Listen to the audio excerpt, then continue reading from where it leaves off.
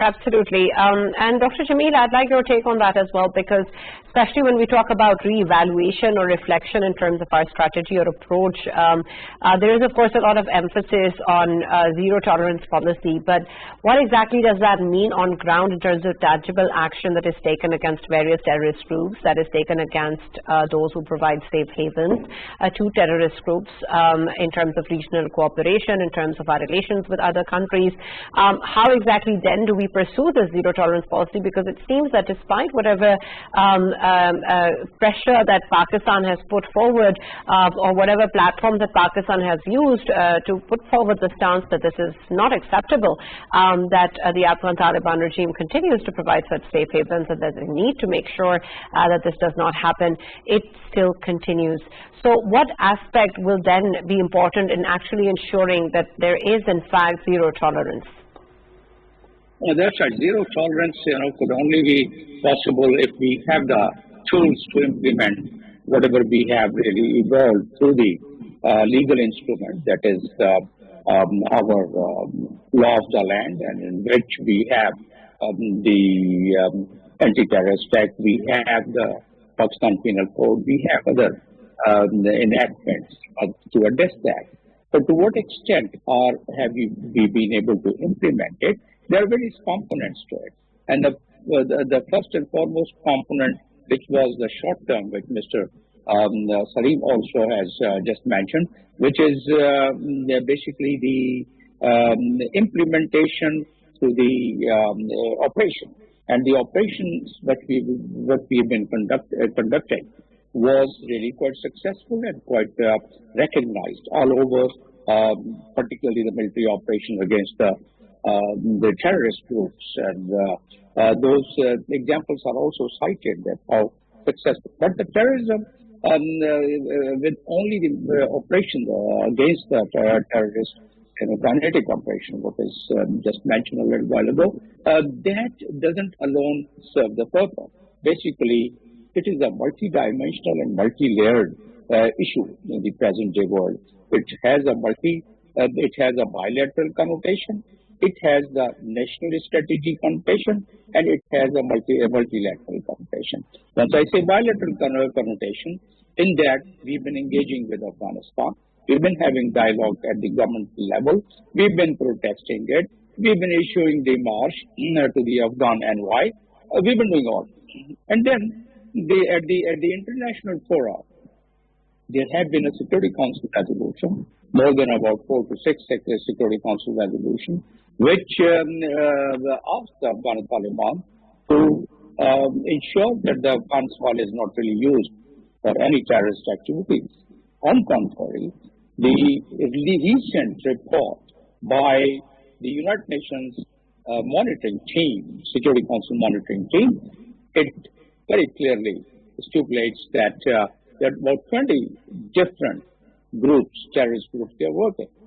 But we are more concerned, although there are more than one terrorist group, there are about four terrorist groups, they are operating in Pakistan at the moment directly, and indirectly there could be even more.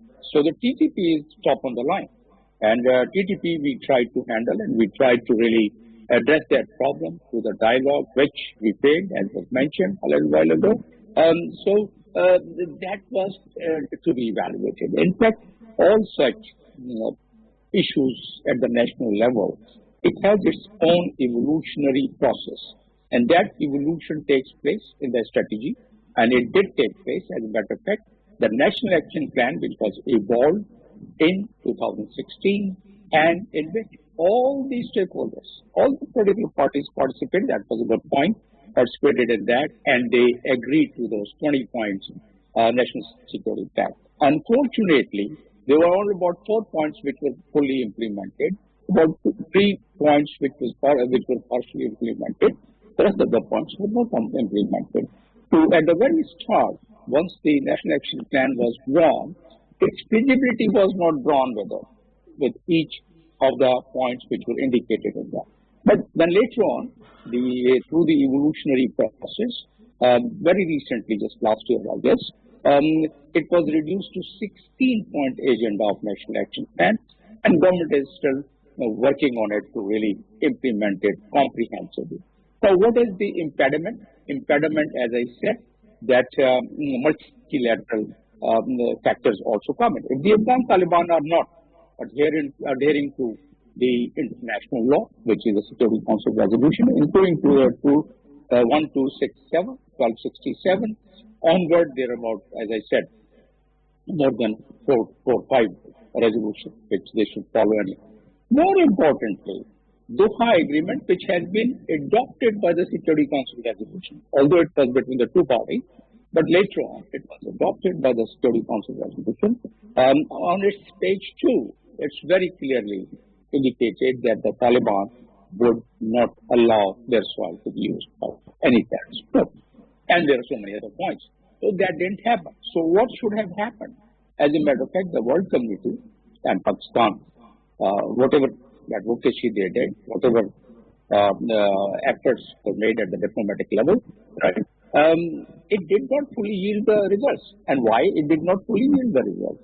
Because we have to look at it in the overall geopolitical backdrop. Right? India is involved in transnational activities in which it attributes towards terrorism also. And one of the indicators is not that the Pakistan reports, one of the indicators is, and it has been reported by think tanks, it has been reported by so many analysts in Western world also, that RAW has the maximum budget for this region, and more importantly, operation which the time has proved, operation conducted against Pakistan in terms of terrorism. And we have seen recently even 20 people, no one less than their minister accepts that they did the assassination of that. So that's one part. But if you talk about the overall terrorism, in fact, that is also terrorism, that assassination of 20 innocent people were conducted by India, like they did it in Canada, like they did it in US. But then coming back to this, our own problem, this is the national security problem is number one point in the agenda, of course, coupled with the economic issues that we are facing. And it goes in tandem. As a matter of fact, if we don't have a proper resources available, then obviously it becomes very difficult to conduct such complicated and complex operations. Now, what needs to be done? As a matter of fact, there is no rocket science. In the United States, 9/11 happened, and there were so many failures of the coordination. The coordination was the main factor that 9/11 happened, according to them. What they did was they harmonized it. They were all the agencies, more than about 26 to 30 agencies. They were brought through software, through other mechanisms, and they are now in a full harmony and coordination.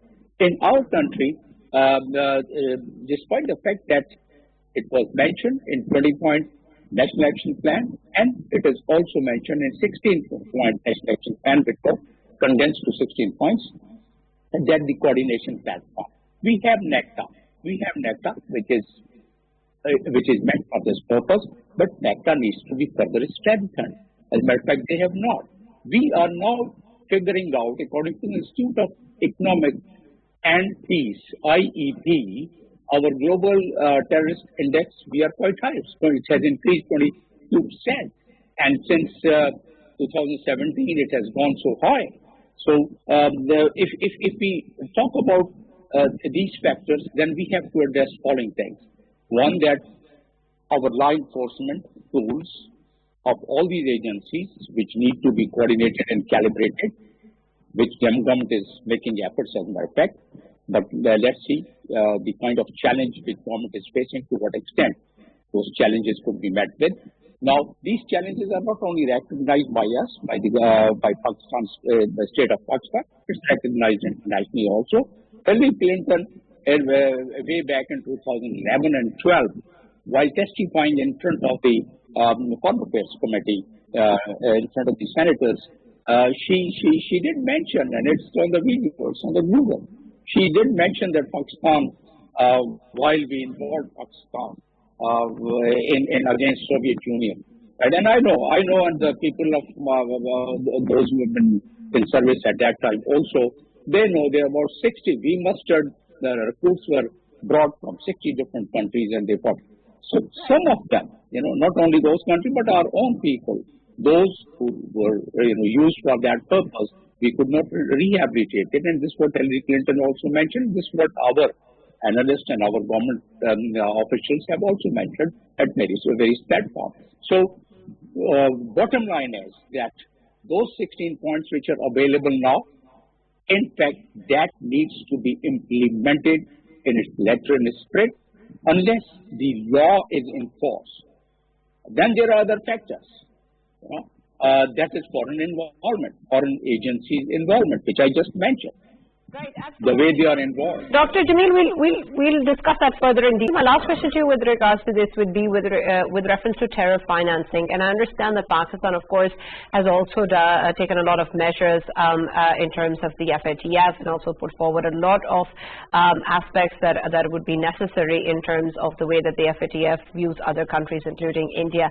And despite whatever intelligence sharing that has been done, whatever platforms have been used to reiterate our stance of Indian involvement in such activities, it seems that the kind of financial transactions that lead towards such groups also forming and then also, of course, funding these activities somehow is again not internationally being taken control of, and perhaps the way that Pakistan has been putting forward this stance is not reflecting in the way that countries deal with each other internationally, in the way organizations such as the FATF views things that are happening. How exactly can Pakistan leverage this aspect and use bodies such as the FATF to really crack down on terror financing? And then, of course, with regards to elements coming in from powerful states and decision makers such as that in India that have influence, what aspects can then be put forward to make sure that this is something that the FATF is cognizant of? And Dr. Jamil, if you can also highlight the capabilities of NDS, the former NDS, of course, it was quite active in Pakistan at that time when it comes to facilitations and financing as well. Can we say that India, having a hold of the top brass of NDS, can still utilize their ground sources? No, NDS comes from that society, and NDS is fully trained. NDS component, intelligence component has been very effective and had its impact. So although they are now obviously disintegrated, but they are top notches and their own groups within the NDS. There are very powerful groups now. The defunct NDS, I would say now. So they are being utilized as a matter of fact. And to my best of knowledge, the point has earlier been raised. So yes, they are involved. The second point which is asked, it has two aspects. One is that why India is blue-eyed, that it can get away with the terror financing, which it is doing it by employing people who could assassinate 20 innocent people here in Pakistan, and those who could feed certain groups operating in Pakistan, including BLA, and using Afghanistan soil. So that the factor through FATF and through the international instruments which I just mentioned, International Law Security Council resolutions, it does have the obligation in all the countries of the world. India is not really following that. So that what pressure can be brought? The pressure on India could only be brought. Why it is blue-eyed? Because it is now being supported by the America and its allies. And why it's being supported? Because now one of the topmost foreign policy of the United States is the containment of China. So from that standpoint, so many things. China could import things from Iran and from sanctioned countries, the India, and it can go scot-free. And once we start connecting our gas pipeline, it becomes a problem for the United States. So it's basically what is needed is that what you raised the point about the terror financing, we've been mentioning it, and even the dossier which we submitted in the United Nations, it has its mention, although in a different context, Kashmir. But then there is that's one. But the other problem in Afghanistan is that there is no formal economy, there is no banking system. So all terror financing is being done through informal means, and therefore FATF would probably find, and it's finding it hard to really detect it. So from that standpoint, it's not working that much, but Pakistan has figured out quite well so far as terror financing checks are concerned within the country, and it has been recognized as a matter of fact, and that's why we came out from the grey list, and now we are quite comfortable with that, and we are continuing. We have set up our system in an appropriate manner.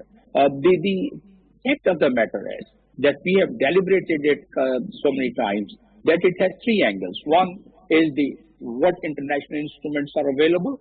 Two, what national instruments are available, and what are the tools available to use those instruments, legal instruments, and what are the avenues open for the diplomatic efforts. So, which Ambassador Salim Johar has already mentioned. So, those tools combined together, if it is honed together and implemented, it would start yielding the results. Now, again, in order to hone all these tools, in order to combine all these tools and implement it, you need certain resources, and those resources under the economic condition what we have, we are finding it's quite challenging, and this is where your previous that, of course, is a problem that exists that must be resolved. But thank you very much, Dr. Jamil, for joining us and being a part of the discussion.